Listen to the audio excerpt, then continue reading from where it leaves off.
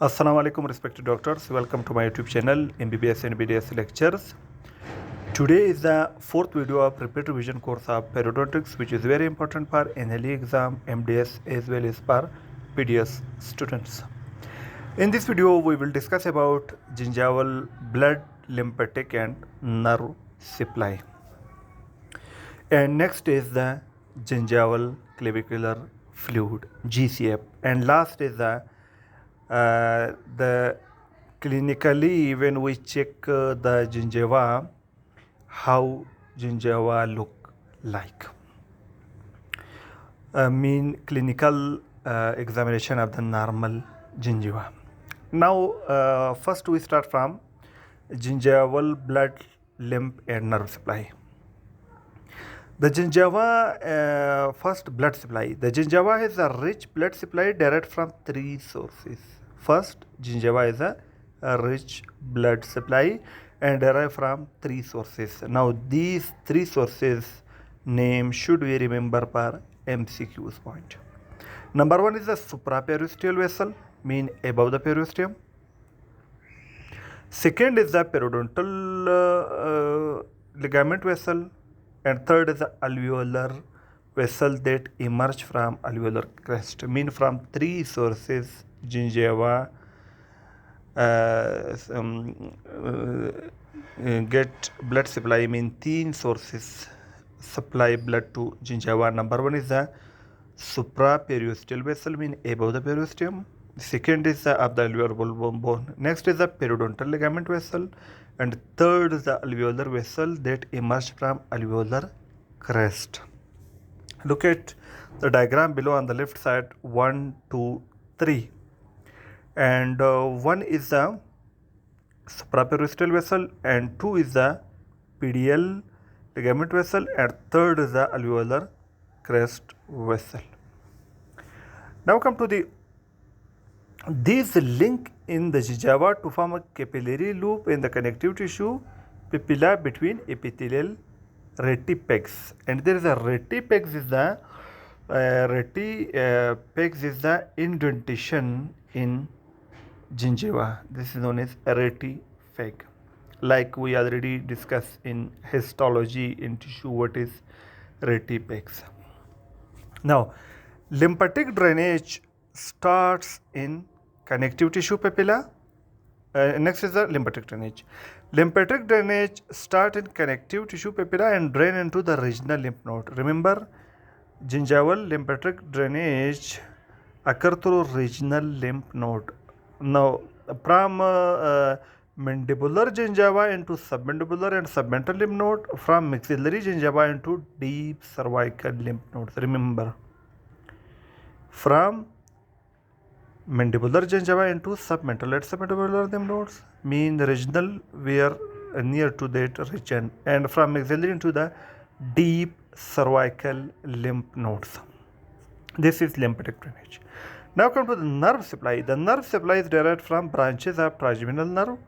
A number of nerve ending, mean the nerve supply is derived from branches of trigeminal nerve. Remember, a number of nerve endings have been identified in the gingival connective tissue as a tactile corpuscle, temperature and pain receptor. Mean a number of nerve ending has been identified in the gingival connective tissue as a tactile corpuscle, per temperature and pain receptor. Mean these three types of receptor are present per pain, temperature and per touch. Mean tactile corpuscle, and the nerve supply is through trigeminal nerve.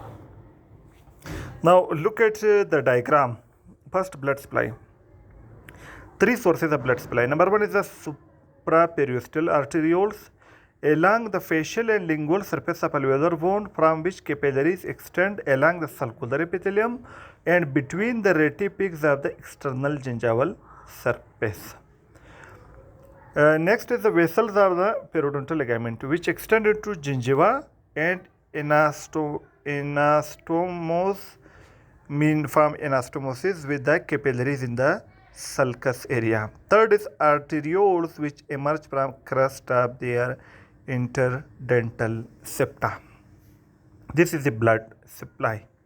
Now come to the lymphatic drainage. From mandibular incisor gingiva into submental lymph node, from maxillary palatal region into deep cervical lymph node, from buccal gingiva, maxilla and buccal and lingual gingiva and mandibular premolar region drain into the submandibular lymph nodes. This is the gingival blood supply, lymphatic drainage and nerve supply. Now come to the GCF, very important for MCQs, gingival clavicular fluid.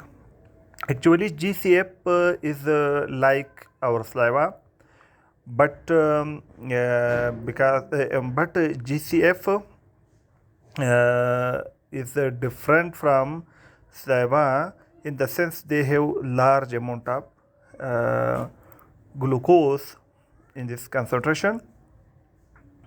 Now, GCF, gingival clavicular fluid, actually a exudate, not a transudate. Transudate have only plasma, they have no cell, but exudate have cells. And GCF is inflammatory exudate because it increase in inflammation, and it is a defense mechanism of it responsible for defense mechanism of gingiva. And GCF is produced from blood, and GCF is come into the gingival sulcus through junctional epithelium, which is very permeable. Now, GCF, gingival clavicular fluid, it is an and remember GCF is increase. First, the MCQs come in the sense GCF is responsible for first GCF is a exudate or transudate. It is exudate. Because why it is exudate? Because it has cells and plasma. Why cell? Because during inflammation, neutrophil, polymorphic neutrophils migrate into the tissue to kill the bacteria. Second, how we measure GCF? We place a filter paper strip. First we clean the GCF, then we place the filter paper strip. If there is a inflammation, this filter paper strip will be wet immediately. Now, next, the GCF is responsible for defense mechanism, and also we discuss it for function. First, GCF, gingival clavicular fluid, it is an inflammatory exudate that carry polymorphonuclear leukocyte and other antimicrobial substance into the gingival crevice, means gingival sulcus, to kill the bacteria in that region. If filter paper strip is inserted into the gingival crevice, it will absorb gingival fluid already in the crevice and also stimulate the outward flow of the gingival fluid. The increase in gingival fluid is also associated with inflammation. In inflammation, there will be increased gingival clavicular fluid. The gingival fluid passes from bloodstream through tissue, hence to the gingival sulcus. From which tissue? Junctional epithelium. Why? Because it is highly permeable. The gingival fluid form part of the defense mechanism of dentinogingival junction. Form part of the defense mechanism of dentinogingival junction, the junctional epithelium, the GCF are come. In summary, it performs the following functions, the four functions of GCF. Number one, it washes the crevice, means gingival sulcus, carry out shed epithelial cell. If there is a shed epithelial cell in the crevice, they carry out and also carry out leukocyte and bacteria. Number two, it contains plasma protein. Remember, GCF contain plasma protein that may influence the epithelial attachment, which help in the epithelial attachment with the teeth. Third, it contain antimicrobial component. Therefore, it is a part of the defense mechanism like lysosome, antibodies, and complement system. The fourth, it carry polymorphonuclear leukocyte and macrophage, which are capable of phagocytizing bacteria. This is the function of, these are the function of gingival clavicular fluid. Now come to the clinical criteria for normal gingiva. What are the clinical criteria for normal gingiva? In clinical criteria of normal gingiva, first color. How the normal color of gingiva look like?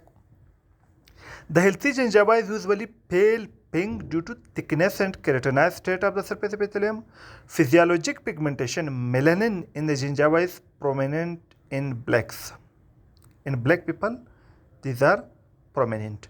The surface of dried gingiva should be met. The surface of dried gingiva should be made. The attached gingiva is stippled. Remember, the attached gingiva stipple have stippling orange peel appearance, while the marginal gingiva is not. I mean, it's smooth. After color, come to the form. The form of gingiva is dependent on the shape and size of the interdental area and position of the teeth. The gingival margin should be thin and may terminate against the tooth in the knife edge fashion. Mean it form around the tooth in the knife edge fashion. Third, contour. The gingiva is a festooned appearance. Festooned appearance, they are interradicular depression and prominence corresponding to the contour of the root. Mean it follow the contour of the root and it has a festoon appearance. Next is the consistency. The gingiva should be firm, resilient, tightly bound to the underlying hard tissue. Next is the gingival sulcus. The probing depth of the healthy gingival sulcus may vary from 1 to 2 mm. Probing with the blunt probe should not cause bleeding. During normal condition, it should not cause bleeding. If during probing there is a bleeding, it show the inflammation. Now, the normal depth of gingival sulcus is 1 to 2 mm. If it is more than 4 mm, then this is known as pocket.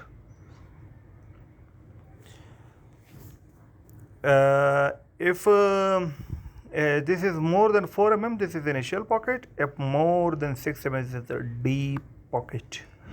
And we will discuss in detail in further lectures. This is all about gingival blood supply, lymphatic drainage and nerve supply, GCF, and clinical criteria of normal gingiva. Now with that, our gingival portion is complete. It consists of 3 videos and we covered one by one. In the next video, we will discuss PDL, periodontal ligament.